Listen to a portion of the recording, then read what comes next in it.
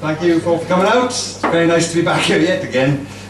Just so if you haven't seen me before, this is one of the only gigs I perform at. I've only got like 3 or 4 gigs that I'm willing to perform at because I am very choosy about what gigs I perform at. I will only perform at gigs that allow me to perform. Very select group there, very nice. Thank you all for coming out again for the last Alohaha of the season. I was here at the very last Alohaha of the 2007 season, exactly a year ago.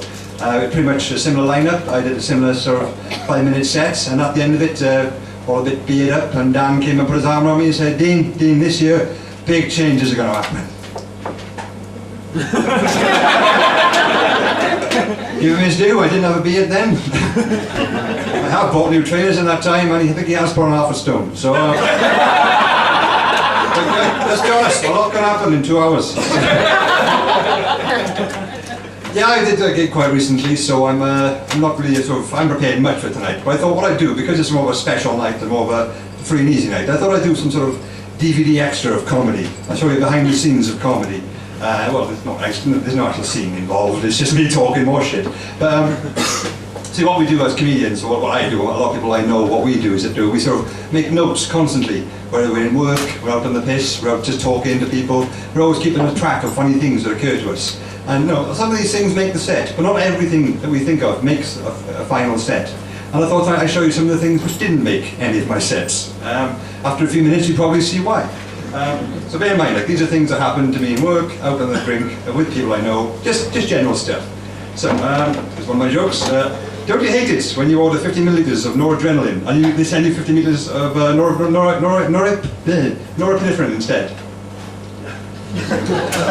Technically that does qualify as a joke because noradrenaline and norepinephrine are actually the same thing, but under different names. I know if you... I actually work in a lab, so that's sort of relevant to me. And a lot of people say that if you have to explain a joke, you risk killing it, but I think that one is putting down anyway. It's a sympathetic thing to do. Have you ever noticed in kebab shops that... no, that's racist.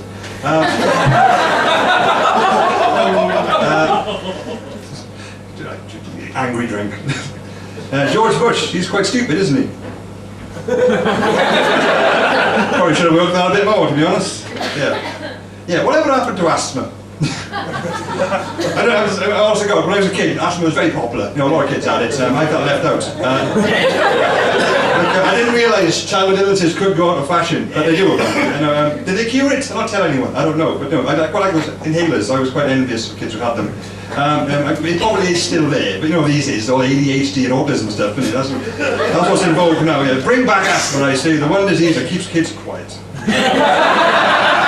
Whenever someone's aggressive, rude, patronising, racist, or just completely a wanker, right, they always excuse it, or genuinely quite excuse it, by saying, yeah, I just speak my mind, as if that's some sort of reasonable defence for what they're doing. And I just like to point out that it strikes me as a massive coincidence that the people who speak their mind all seem to have the same mind as a cunt.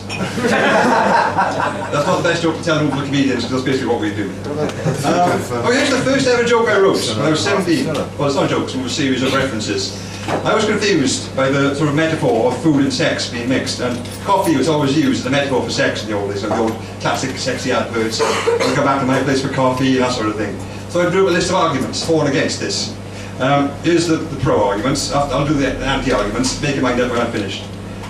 Coffee is like sex because both cause a lack of sleep. Coffee is like sex because you can have coffee with your neighbours. Coffee is like sex because you can cause damage if you put it in the wrong hole.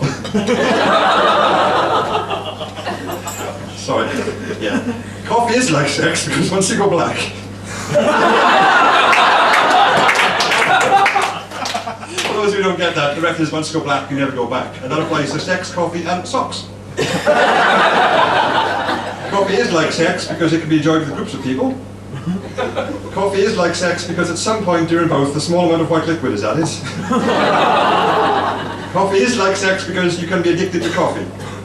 Coffee is like sex because it shouldn't be given to children. Coffee is like sex because having coffee outdoors is fun. And here's the anti-argument. Coffee isn't like sex because it always takes more than 2 minutes to have coffee. Coffee isn't like sex because that would make Starbucks an international chain of whorehouses. Close enough, no, that's debatable.